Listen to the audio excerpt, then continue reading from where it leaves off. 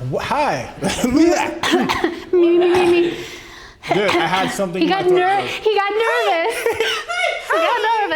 My name is Hillary. You gotta kick your feet like this.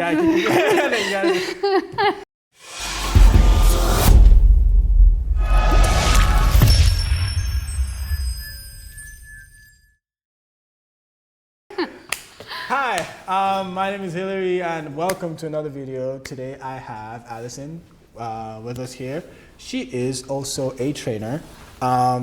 Just moved back to Houston, so we're going to talk about quite a wide range of topics compared to some of the other videos you've had so far. So I'll let her introduce herself. Hi there. Thank you. On the spot. Love it. I didn't mean to. It's fine. I work well under pressure. That's what I tell myself. Okay. So my name is Allison, as Hillary said. I just moved back to Houston from Colorado, where I was for 8 years. 8 years almost. A long time. Yeah. 8 years. Quite a culture shock. But I did grow up just south of Houston. Okay. Yeah, and I actually just essentially started working out and lifting in Colorado when I moved there. Before that, it was very, recreational. I just played a couple sports for fun, and that was it. So, yeah. So you got this jacked in that space of time. Yes. Within about 7 years is when I started working out, and then I started training 5 years ago. So like, what was your motivation for that? Would you say, were you preparing for like a show? Were you like trying to look like something? Were you trying to look like a specific, do you have like a goal body you're looking for? What was it? What was your main Good driver? question. Yeah. No, I actually, it was a feeling that I was going after. I wanted to feel capable and strong. It was about that. I couldn't do, I wanted to build myself a garden, and I couldn't lift the lumber, and I was getting upset about it. And so I was like, I want to learn what a deadlift is, because people that deadlift are strong. They can probably pick up lumber. So yeah. So gardening was your gateway drug. Every time I say that, I'm like, that sounds so stupid. No, it's very interesting because you hear some very dramatic stories. I tried to, literally, some guy came in here for a consultation. He parked his car. Then the elevator wasn't working, so he had to climb the stairs. Okay. So on his way up the stairs, he realized he was out of breath. Then he went online to look for a trainer. He found a trainer. He called me. He filled out a form somewhere online. Then I called him. I was like, what are you doing now? He was like, nothing. I was like, do you want to do a consultation now? I was like, yeah. Can you be here in 20 minutes? He was here. And then he started working out. Literally, all that happened was he realized he could not climb the stairs without almost passing out. It can take one thing, It could right? take one thing to start off with. Usually, finding that motivation for some people is different. My motivation was more, I was competitive. I graduated high school at 15. I was pretty small. I graduated grade school. I started high school at 9. So I was tiny. Yeah. So competition-wise, one of the things I could keep up with that didn't care how old and how big was, things like push-ups. How many push-ups could you do? How many pull-ups could you do? Those kind of things. So I did those kind of things. Okay. And I liked competition. Lots of challenges with yourself. Yeah, I like thing? competition. I like competition in academics. I like competition in physically. So that was another gate. That was kind of my gateway into it. Yeah. So I kept doing that. I did a lot of push-ups. I did a lot of push-ups. I was doing hundreds of push-ups at 14, 13. Push-ups are a good gateway exercise. You can do them at home. We didn't have a gym because this was back in Nigeria. The high school didn't have a gym, so we did things like, get a backpack that was old, put a bunch of stones in it, do squats with that, whatever we could get our hands on. A weight is a weight, right? A weight is a weight. It's resistance. So you were saying your focus mostly is I had someone else here. Her goal was, I had Christy up here. Her goal, her training thing was, weight loss and inspiring other people on their journey. Yours is more empowering women and getting them more comfortable in the gym, getting them started. Yeah. So how did you get into that per se? How did that start? That started with essentially going through the process myself as an adult. I think I grew up thinking that if you didn't come out of the womb ready to be an Olympic athlete, why bother with it kind of thing. I like to excel at things. I always have. I really think it's fun to get an A+. So I couldn't get an A+ at like weightlifting or running right away. So I kind of just didn't do it. But you know, when I became an adult and realized I wanted to be healthier, I wanted to get a little stronger, I realized anyone can do it. There's not as many roadblocks as there doesn't need to be that many roadblocks for people. And so, but women, I think particularly, have a much harder time getting into the gym. Right. I was on the other side of that. It took me a long time and lots of missteps and lots of, I don't know what to do for years and years. And I just wanted to help someone. If I could help someone get past that with less pain, get through the door a little faster, and feel comfortable while they're doing it, then that's it, you know? Yeah, there's that training curve. A lot of people, so YouTube is very good, right? YouTube is very powerful, but some people think that that's all you need. And then they get in the gym, and then they don't understand why a person says X, Y, Z, and then they think that's what they should be doing, not realizing that that information might be more for an advanced lifter than goals. And then you are in trouble, and then you don't know what you're doing, then you get hurt, then you get demotivated, and go back. It's a cycle. Yes. Yeah. And I think that's exactly that. That brings to light something that you're talking about. I think when I thought of lifting, I thought of like being in a bodybuilding competition, and I thought that was how I had to work out, right? But I didn't, and it wasn't sustainable. And I'm so glad that I learned that, and I learned that without hurting myself. Thank God. And then I just also fell in love with learning and studying and anatomy. I've always found that very interesting. So. The natural progression, you know, from loving to teach people how to do things, you know, academically, and then learning all about the human body and resistance training and how you recover and it's so interesting to me. So this wasn't you trying to be like the teacher in class that's like, this is how you do a triangle. This is how you hand me that chalkboard marker or chalkboard eraser over there? Thank you. You used to be a teacher, right? You did. How long were you a teacher for? So I taught in the public schools in Texas actually only for 1 year after I graduated, and then I moved to Colorado. Right. And so once I got to Colorado, I worked in the private education sector. So I still was a teacher, but for a private company where I tutored for 4 years. Right. So yeah, so altogether 5 years of teaching after graduating. And you took that teachy part and put it in the pushy weight part. Teaching somebody how to get jacked. Gotta get jacked. Yeah. Yeah, it's a fun process, especially seeing people change, and I think it's actually when you see like your teaching start to work, and somebody's like, it's great. That light bulb going off in someone's head. Exactly. That smile, like. Exactly. So you said, you were telling me a little bit earlier, that you've started to lean more into corrective exercises. Yeah. Is that what it is? Yeah. Yeah. So yeah. How's that going for you so far?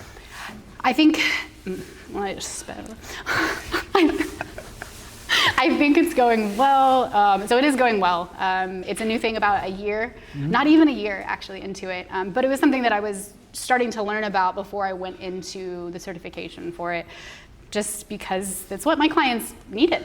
Right. You know, I had clients coming to me with pain points that general strength training wasn't covering. Maybe they had been through a physical therapy for something in the past and just needed that bridge of between physical therapy and, you know, strength training. So being able to teach them good corrective exercises while also doing a bench press and a squat and all of that. Right.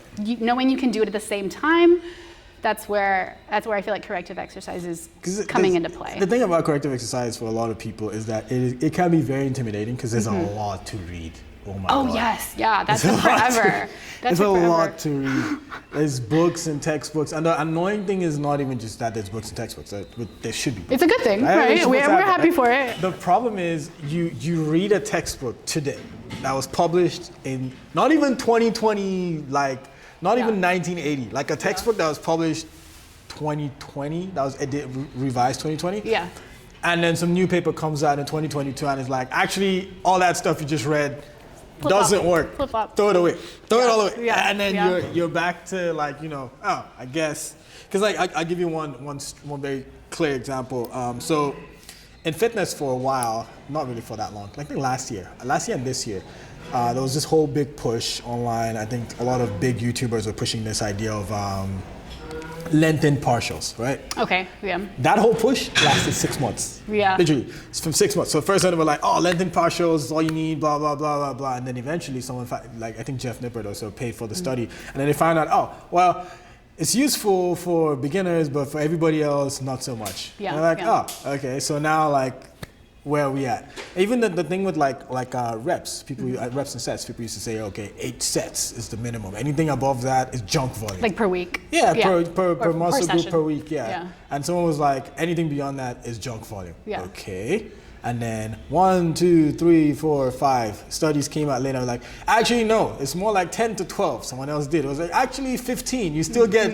And now it's just, now they've decided to just draw dot, dot, dot, dot, dot, dot, dot. We have no idea where it ends. Yep. So like, the thing changes all the time. So it's, like, I think you're telling me now you're talking more into,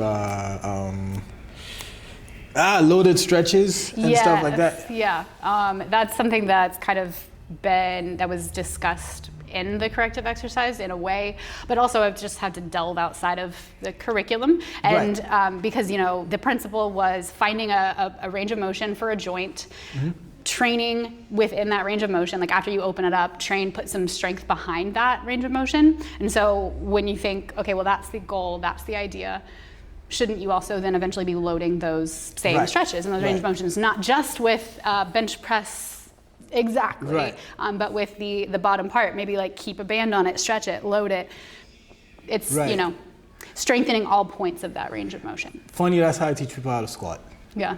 I just make them squat as deep as possible. Yeah. Have them hold it for a couple seconds and then come back up. Yeah. And then we do like 10 reps of that, relax, do like 3 sets. Then we start doing weights, but we cap off the depth, because there's this thing people do, which is kind of, they don't know they're doing it. So you squat down, and then your thighs stop at this point, and then you're not going any deeper. But then you start to lean forward to create the illusion to yourself that you're going deeper. Sure. So what I tend to get people to do is I'll get them to get to that point once their upper body starts to bend more. Once that's where we stop. Practice holding that. Then we'll keep working on loading it on going deeper and deeper and deeper. Once you get to a depth I'm happy with, which is usually past parallel, then we'll start adding weight, start changing things around.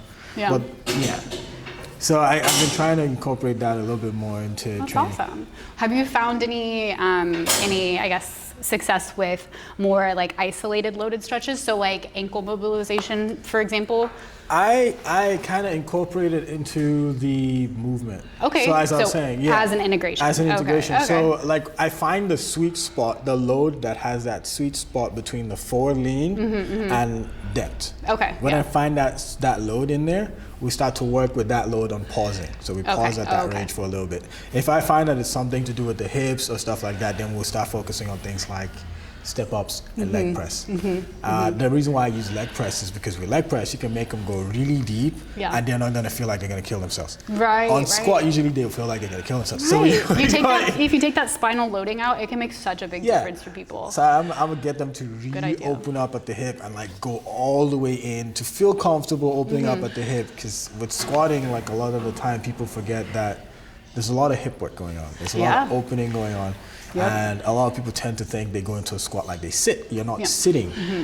You're dropping into the space that your ankles are. It's what you're aiming to do, so your hips can open up. That's a good cue, dropping into space where your ankles are. Yeah, where your ankles are, just try to drop into that space and get people to open up their hips so they can get in there. Yeah, I'm the width in a stance. I think a lot of people especially in certain lifting communities, aren't a big fan of like a widened stance for squats, but I think it can be super beneficial. And I think being in a wide stance for training, there's a lot of capacity for strength and power there. Right.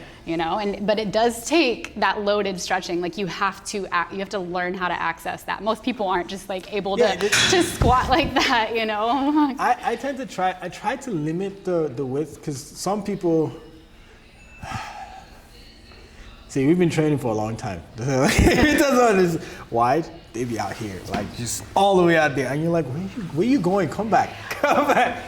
If you're out there and then you're like, doing crazy stuff, your legs then like this, you're kind of like a, in a triangle. And then okay. Kind of, yeah.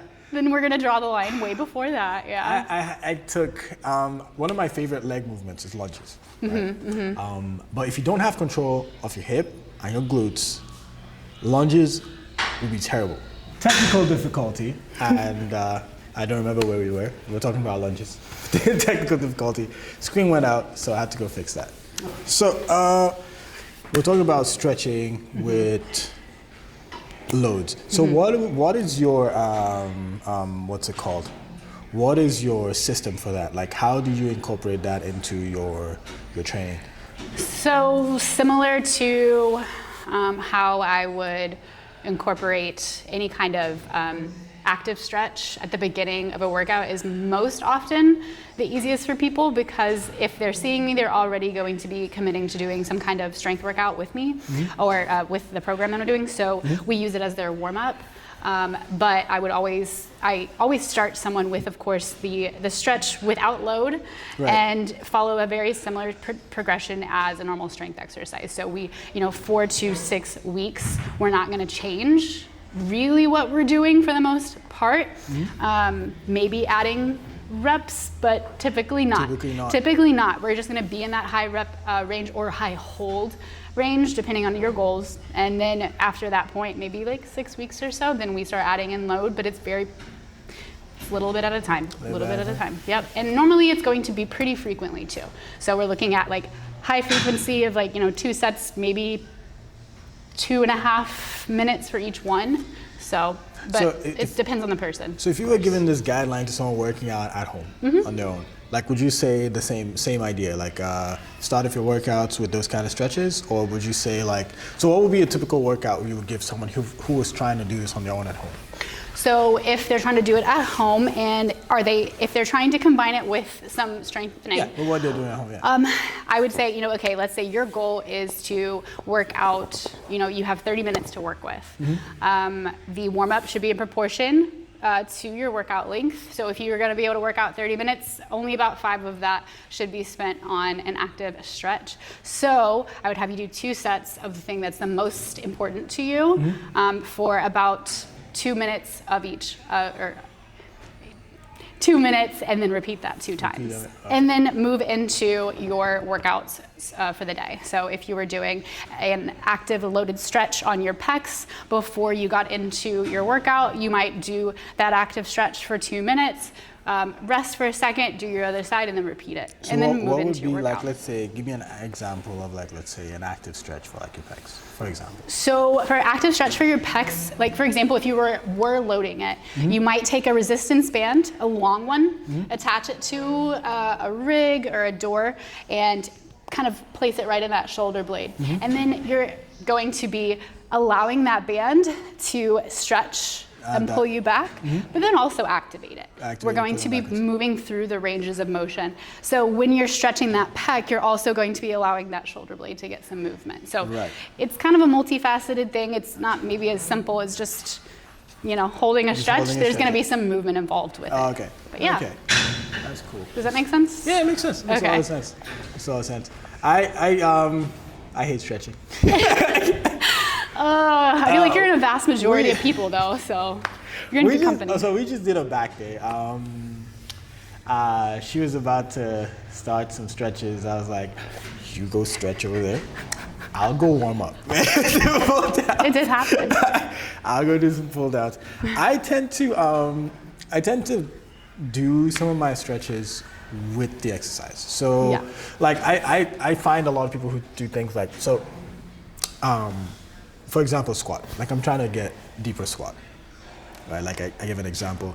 I would much rather stretch or train the squat as opposed to saying, this muscle is tight. Let me go strengthen.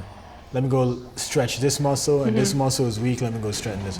I usually would just be like, the shortcut, the more fun shortcut is to actually just say, I'm just going to put myself in the correct position, it's going to feel horrible.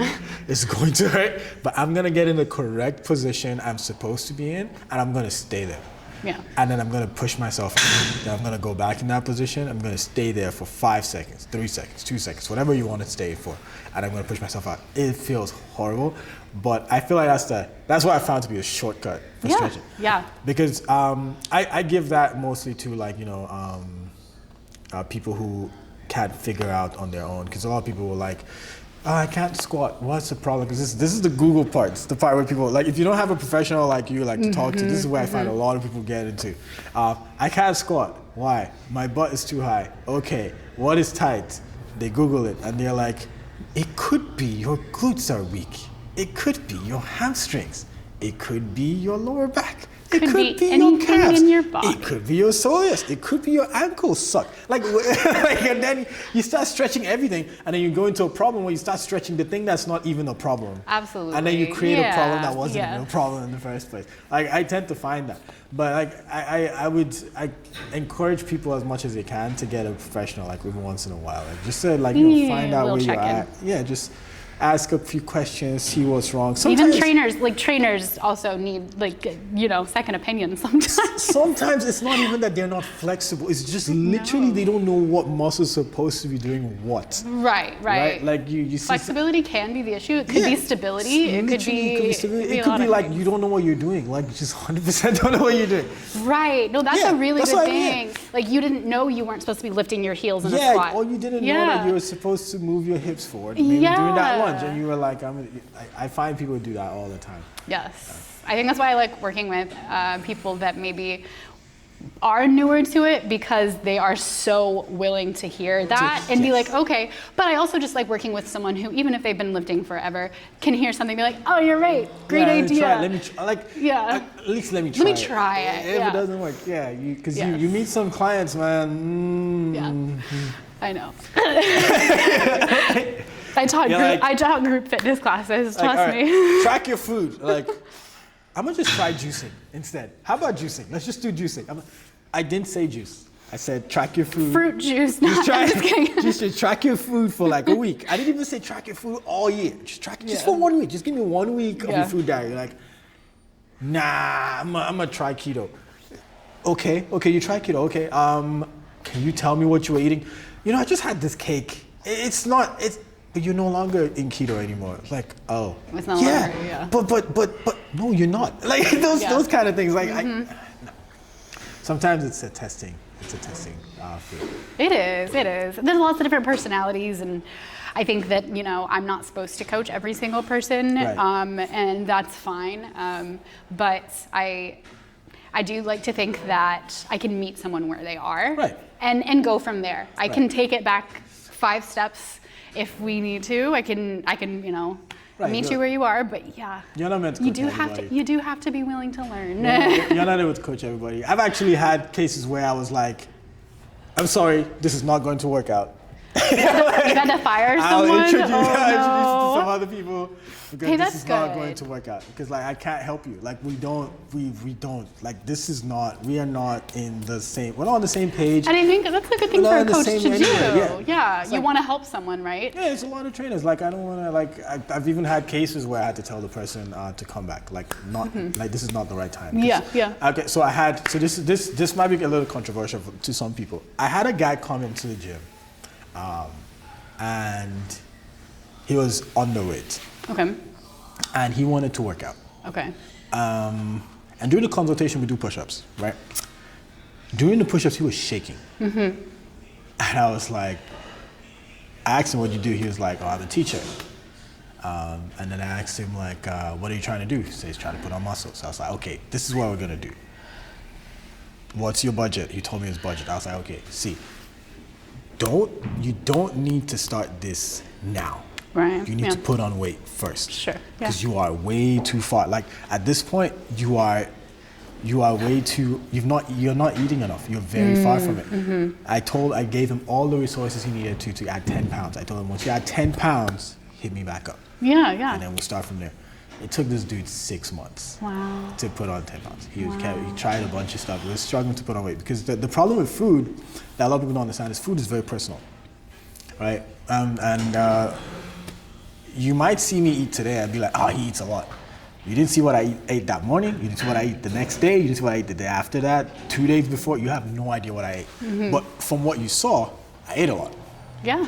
And then you're gonna think, well, he eats a lot. He still looks like this. Therefore, his genetics are just superior to mine. That might not be the case. Yeah. Right. True. So like to him, he felt he was eating enough initially. And then he realized he wasn't eating enough because he was underweight. So like sometimes some clients are just not, they're either not at the level at the place you want them to be. Sometimes they are not a good fit for your training strategy, or your communication is just does that all the time. You're not getting each other. That can happen too, yeah. So yes, things like that happens once in a while. But I think that was a smart thing that you did. I think being able to maybe take one thing on at a time for people is a good idea. Some people want to try to change everything overnight. You know, they want to get a new diet, a new workout regime, and it's not only probably impractical, but it's probably not good for you. Some other dude came in here, same thing. He was sick for a while. He was bedridden for a while, right? So he lost a bunch of muscle, lost a bunch of weight. He came in here, I was like, we did a consultation. I was like, okay, we can start. So what are you feeling like? He was like, man, I want to go hard. So 4 or 5 days a week. And he brought out his card. I was like, no, dude. We're doing once a week for 4 weeks. Yeah. And then we're going to go from there. Yeah. He was like, are you serious? I was like, yes. Yeah. Because it's like, okay. Came for the first session, 30 minutes. Because that's what we did. We did 30 minutes.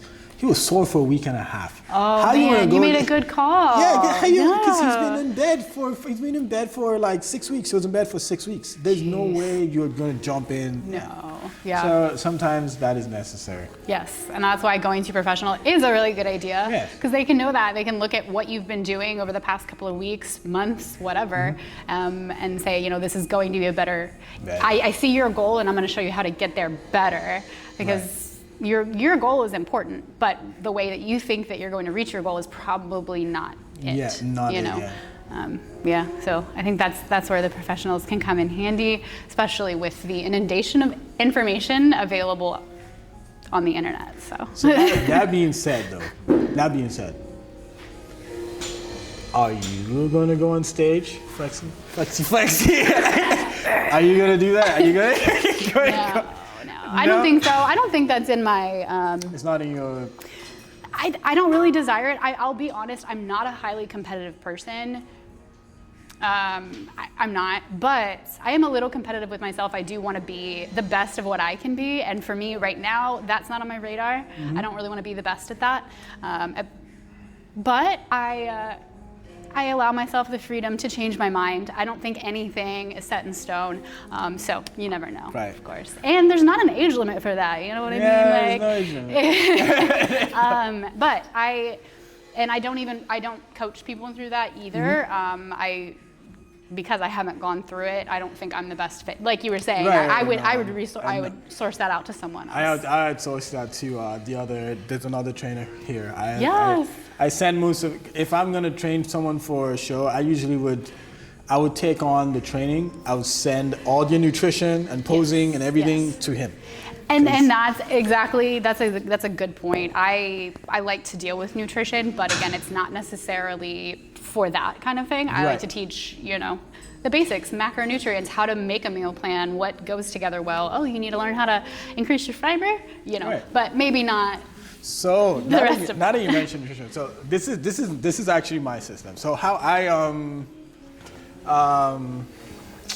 what's it called? What did I call it? Yeah. So my system for most of my clients, it's I have a framework for it and a system for it, right? The system is called I don't remember what I call the system, but the system basically has 4 aspects of it, right? Phase 1 is we're going to track your calories. Just for like a week, 5 days, 3 days. Just to find what your baseline is. See where you're at. Establish what you've been eating. Phase number 2 is we're gonna assign you a protein goal. You're just gonna hit that protein goal. Once you hit that protein goal for a week, we've established that you have a system for hitting your protein goal.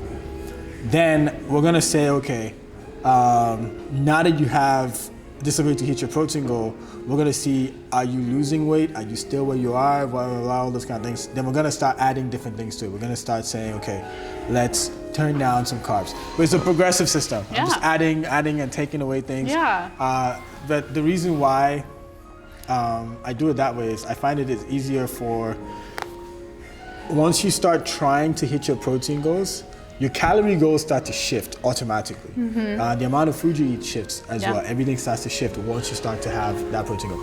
Then on stage 4, I put the person on 1 month no alcohol. That's usually the hardest part. That separates them out. That's the hardest part for a lot of people. But I do that 1 month, That's no awesome. alcohol. And then usually they lose a bunch of weight. And then they're like, oh my God, what happened? How did I? Wow.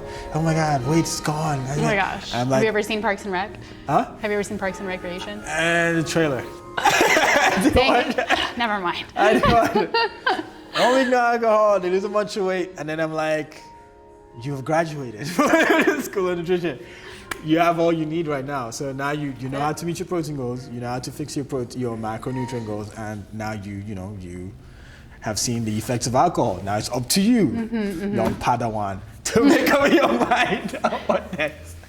That's my system for nutrition, Okay. mostly, for most of my clients. Yeah. Do you have something similar? But very similar. I like that you kind of piece it out. That's what I like to do for people is I always first look at what they already do.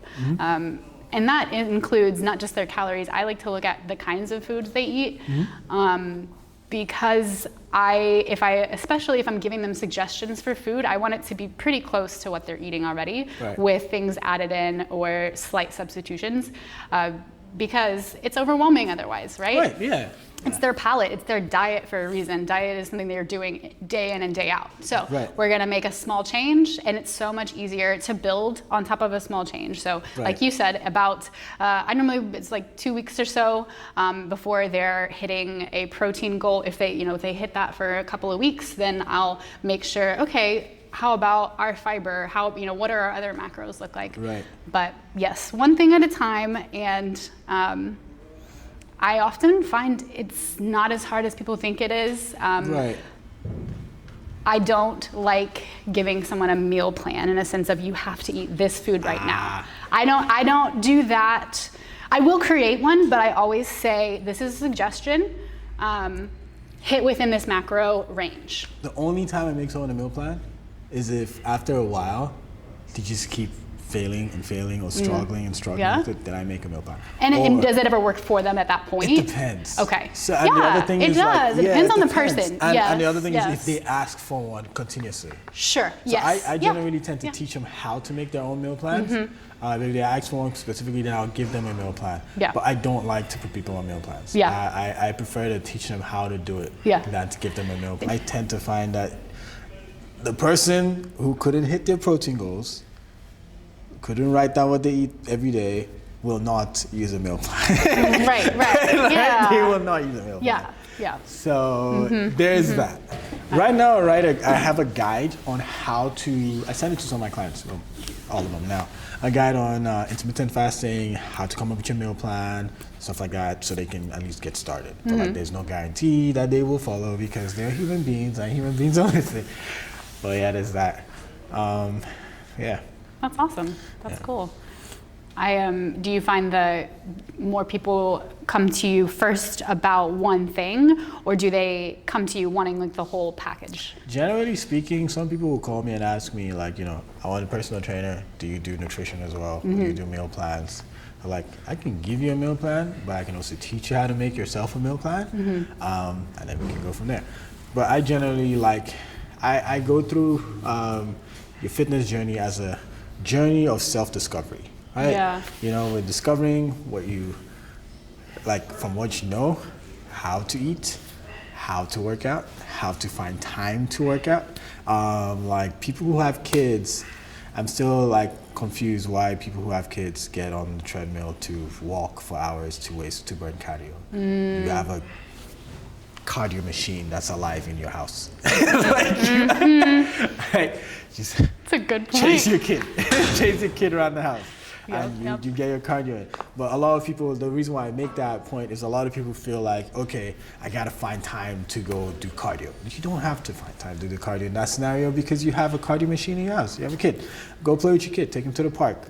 You know, spend that 30 minutes there. Yeah. Because like what's gonna happen is you're gonna go to the gym. You're going to just walk because that's what you're looking for. You just went there to do cardio, right? You're going to do your cardio, then you're going to come home and you're going to be tired, and then your kid has all this energy, and then you're going to be like, right?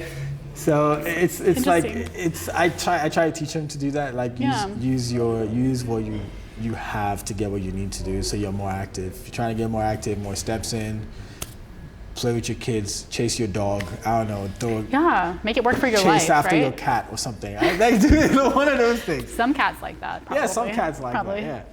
I feel like that's a really good point, right? Like, fitness is a journey of self-discovery. Yeah. I like that. You're saying that not everyone's fitness is going to look the same. Like you are and your fitness might not look the same in 3 years than it did 2 years ago, changes. Right? Like you're gonna need to roll with the punches. But the overall goal is to be more active. Right? Yeah. And so you can do it by exactly that. I think that's a good point. Walking to the I don't know about walking to the grocery store. Depends on where you live. Houston's hot. Yeah. Houston's very hot. Yeah, but like even in December. Yeah, even in December. Yeah, but it's cool. So that was very insightful. Hopefully you guys got some value from that. It was awesome. I will probably get her back on this at some point. And we are actually thinking about doing a leg day. That should be interesting. With these legs. You'll be fine. She likes lunges. I like lunges. Oh my God, that's so exciting. Squats. I don't know if she likes squats. Depends on the type. Depending on the type? Yeah. My kind of squats. No! What if it's not the same? No, it'll be fine. Every squat has a place in my heart. All right, that's cool. I like RDLs. Do you like RDLs? No, I'm not a super fan of RDLs. Oh, no. No. Oh, no. What about single leg? I do, yeah, somewhat. Okay. But I wouldn't make RDLs like my main movement for them. Okay, all right. We'll see how it goes. We're going to share that leg day. She's going to have some of it. I'm going to have some of it. So she's probably going to put some stuff I don't like. So we'll both be a little bit sore then. Yeah, we'll probably, it should be. Yeah. It should be a journey of discovery. Self-discovery. I've rediscovered that I don't like. No, I'm just kidding. All right, thanks for watching. Please subscribe. I'll get a couple more people on here. We'll talk about some other more interesting topics as well. And subscribe, follow her on Instagram. I'll put a link down in the description. And if you're in Houston, come check us out. If you want online training, you can also hit us up and we will help you discover a fitter, stronger you. Thank you.